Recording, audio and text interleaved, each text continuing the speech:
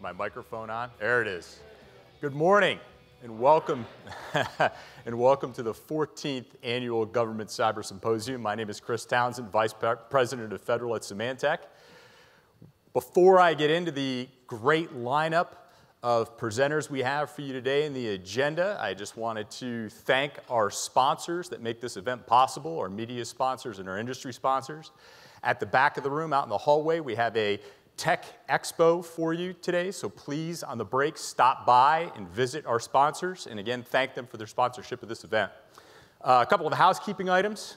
We're live streaming the event all day today on the, I don't know if I need to advance these or not. There we go. It's a list of our sponsors.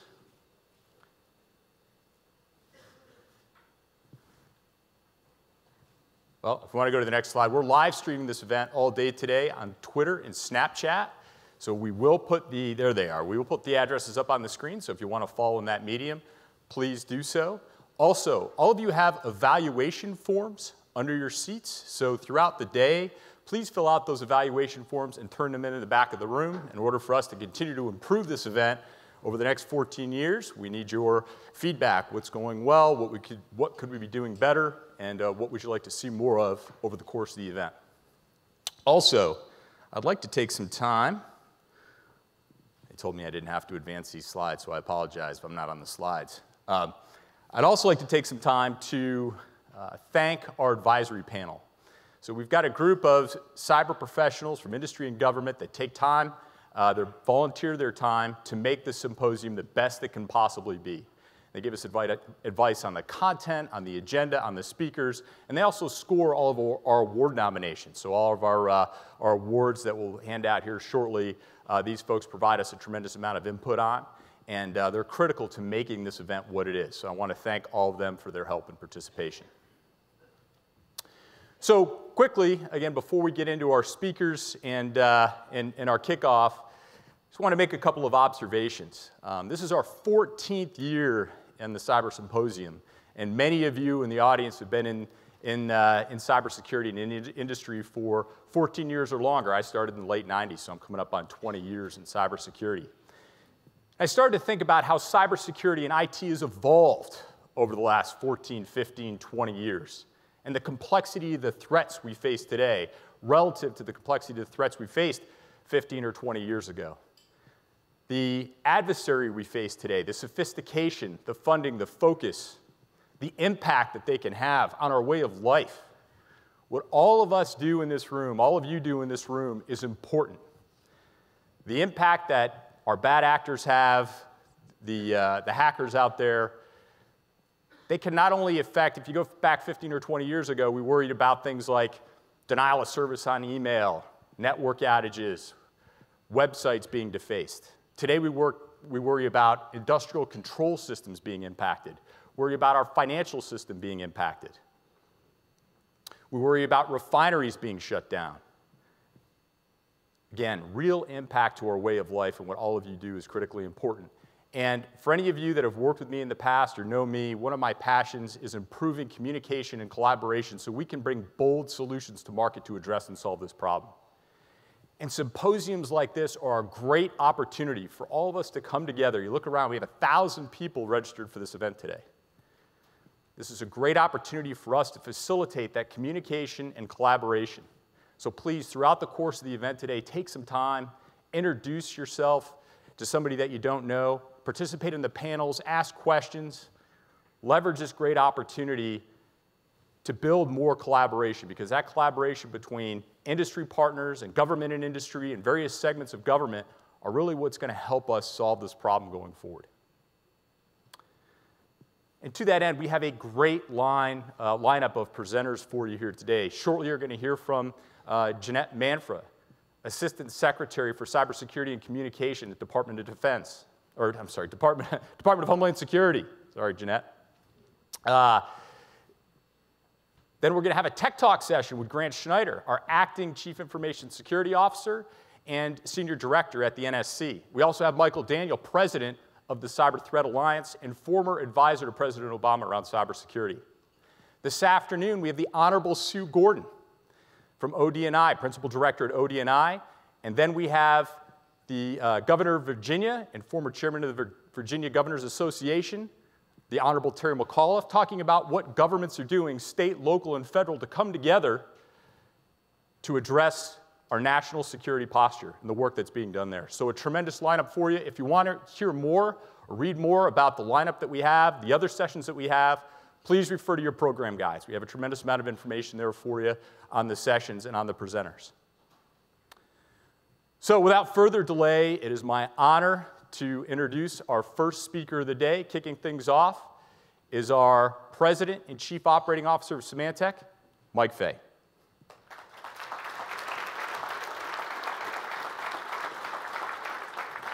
Thanks, buddy. Appreciate it. Good morning. So I know many of you, and apologize for those of you I saw in the hallway this morning as I was kind of hustling around. Didn't get to spend as much time with you as I'd like, so hopefully over the next 24 hours or so I get more time.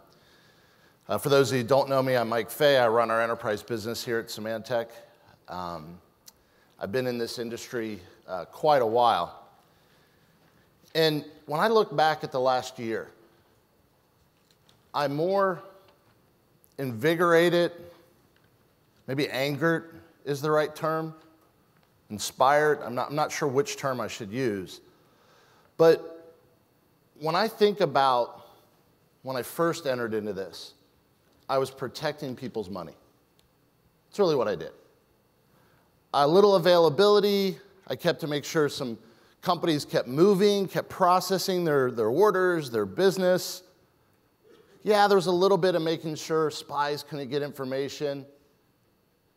But then as we progress forward, and all those things are still there, what I and probably most of you in this room have to go defend now is really our way of life. It's trust. If you think about it and you boil it down and you get through all the rhetoric, we've had our elections, we've had our news, we've had our economy, we've had the data we run by, and the very necessities of life, power, water, all attacked in the last 12 months, successfully. Things have changed. And we've always had those threats. But these are massive changes. So when we think about our roles, for me, it's been elevated, and I'm sure for many of you, what I'm here to defend is what I grew up in. It's what I hold dear. Now, unfortunately, I don't have the tools or the skills required to bring peace in the Middle East or cure cancer. But I do believe, myself as probably as many of you, and I know thousands of people that work with me, think we were put on this planet to stop this problem. I want to ask that we stop the comments of, it's not a matter of if you get breached, but when. It's not a matter if you have, but you've already been there. It's not that those aren't true.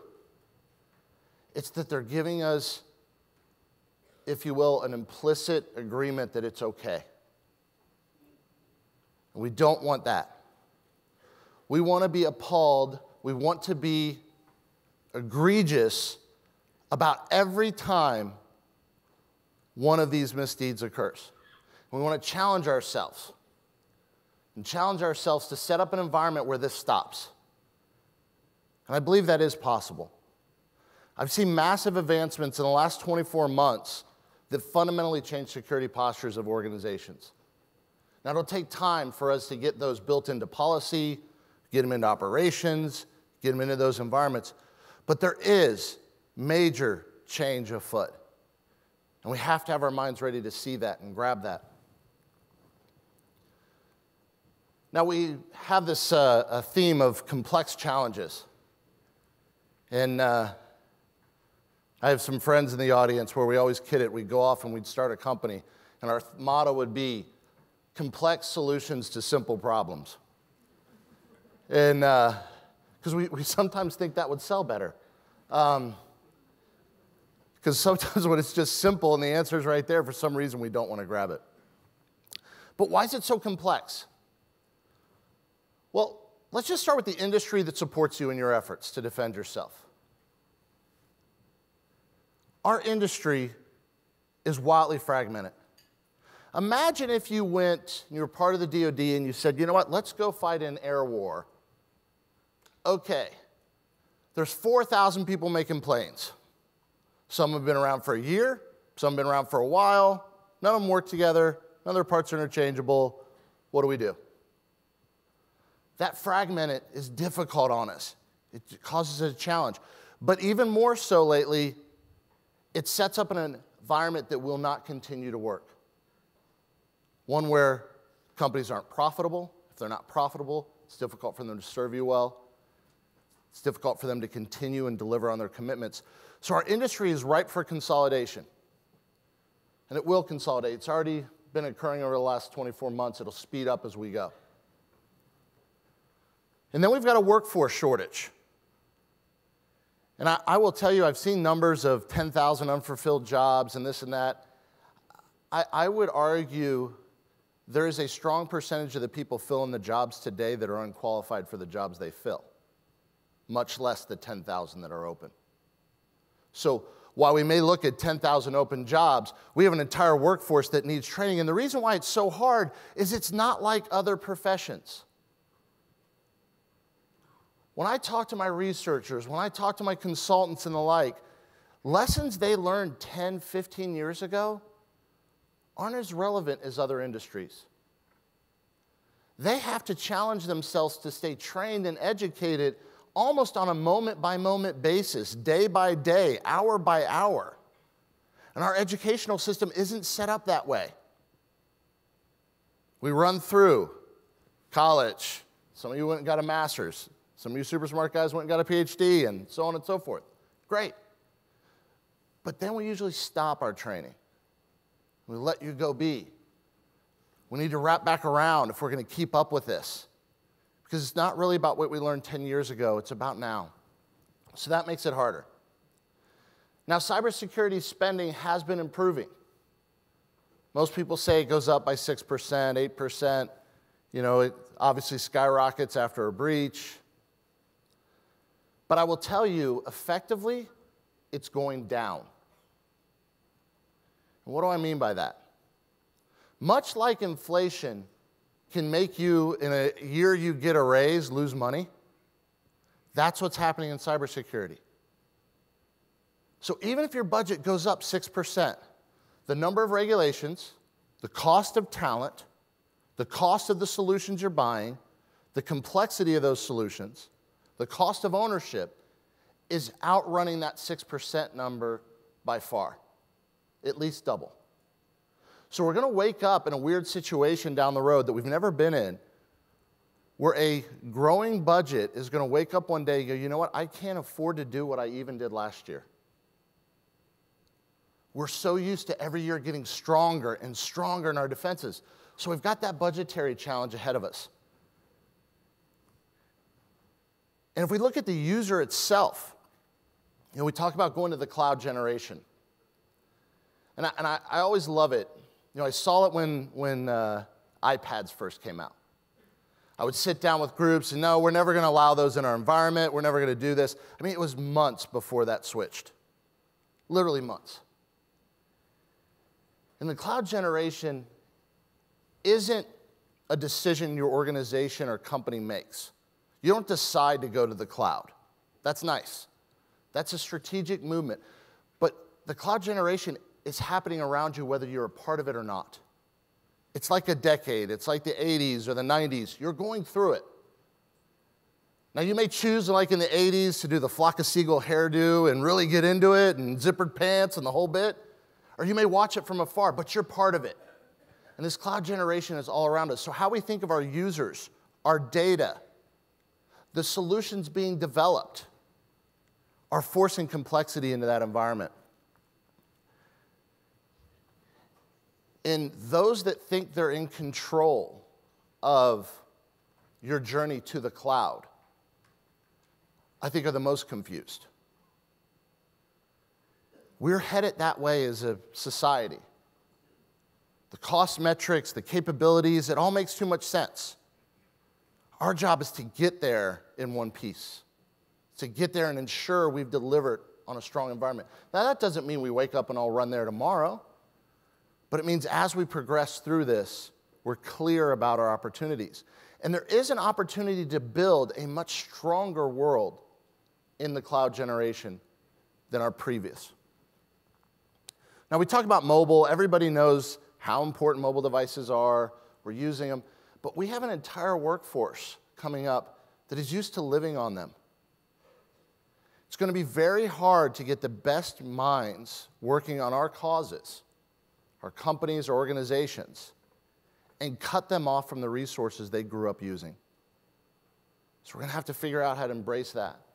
And then just to make things fun, we have breach disclosure laws coming up now that are very scary. GDPR is a great example. I don't meet with another CEO or board that isn't trying to figure out, is this thing for real? Could I really lose 4% of my revenues by something? Is that possible? So we've got that concern, and that's just going to keep mounting. We've got executive orders coming down, which all makes sense. It's all warranted to take this very seriously. But it puts a burden on us that adds to our complexity. And then think about the state of the technology. We have this wonderful world sitting in front of us. We've got all these great cloud resources.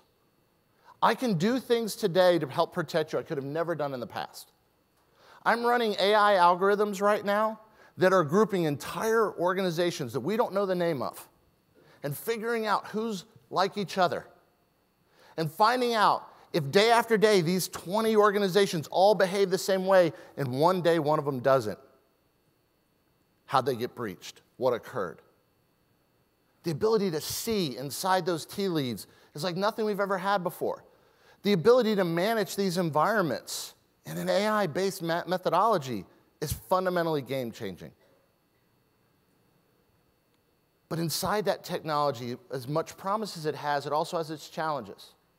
IoT is a great example. There is no doubt after this Christmas, we will see a massive spike in IoT devices in the homes of our consumers, in the homes of our citizens. The average IoT company has 15 employees. So a year from now, when we discover a vulnerability in one of these devices, the odds there'll be anyone around to patch it, upgrade it, take it offline, it's very slim. So imagine a world where 30% of the bandwidth, 40% of the bandwidth is taken over by invalid devices. That dirty network is the network we now interact on almost on a full-time basis. And we know it's going to get dirtier. We know it's going to get harder to understand. We've got behavioral analytics now that we can use, and we've got laws asking if we should be using them. All complex things we have to look at. We have the ability to isolate traffic, to isolate users. Amazing tech, but it breaks some of our long-standing traditions. We have some closed OSs coming online. They could dramatically change how we protect ourselves as well. But all of this creates for interesting opportunities and challenges for us. So when I look at that and look at that challenge, and I think, what are we doing at Symantec? What is our role? Our role is to be that industry leader that sets up the platform that allows us to consolidate, allows us to integrate, and allows us to simplify this challenge sitting in front of us. Now, the platform that's driving it, I've built a couple of these in my career. This round, it's a little different. In the past, we built platforms for just simple ease of use. I want to go to one place to see things. I want one dashboard. That's all very good. One agent, whatever it is. Those ROI methodologies are very strong and very valuable. But we can do something better and get new security outcomes by these things working together. And I'll give you a simple example. After Symantec purchased Blue Coat, you had the world's largest endpoint maker purchase the world's largest proxy or network defense maker. We were able to modify the endpoint to tell our proxies, hey, you let this by. Simple little information. I blocked this, and it came through your network. Don't do it again. That feedback loop, just putting in that minor feedback loop, has led to 500,000 additional blocks a day across our customer base. 500,000. 500,000 breaches not happening. Why didn't that happen sooner? Why didn't we integrate that? We've all been talking about information sharing for years. Because it wasn't information sharing, it was information creation. Information had to be created by one part of the cyber chain for use in another. The only way that occurs without consolidation is altruistic behavior, and I think you've watched the security industry long enough. There's not a lot of altruistic behavior going on. That integration drove significant value, and we're seeing it in how we do MFA and breaking MFA into data movement layers, including that in encryption. Setting up isolation so that as we browse to dangerous locations, we isolate that traffic and the whole stack understands it. This is what we're driving to. Now, we've been very successful as of late. We've driven another $10 billion of shareholder value. We've gained market share across all our major solutions. The industry is pushing us down this path, but we've got a lot to do. And the best decisions we've ever made have come from rooms like this. Rooms where somebody pulls us aside and said, you know how valuable you could be to me if you extend it to here. If you challenged yourself to give this additional capability. Well, I want you to know we are all ears for that. We have the resources, we have the funding, we have the minds. If you give us a bright idea, we will do our best to bring that in to this platform. And we're committed to having an open environment that allows for competition, but more importantly, allows for rapid innovation. I want brilliant startups. I want integration with hardened, mature competitors. We want that. The industry needs it. It's healthy to have it. We're going to foster that. But above all, we appreciate the trust that you place in us. We take it very seriously. Many of the people in this room stand as customers of ours. Some of you are customers at home. We defend some of your children, some of your family members. We defend your companies, your organizations. We take that infinitely seriously. And thank you so much for having that trust, and thank you so much for taking time out of your busy schedules to come and do a little mind meld with us here over the next day. And I hope you get some real valuable information, and it's a good experience for you to continue on your journey. We share that journey with you, and we thank you. Take care.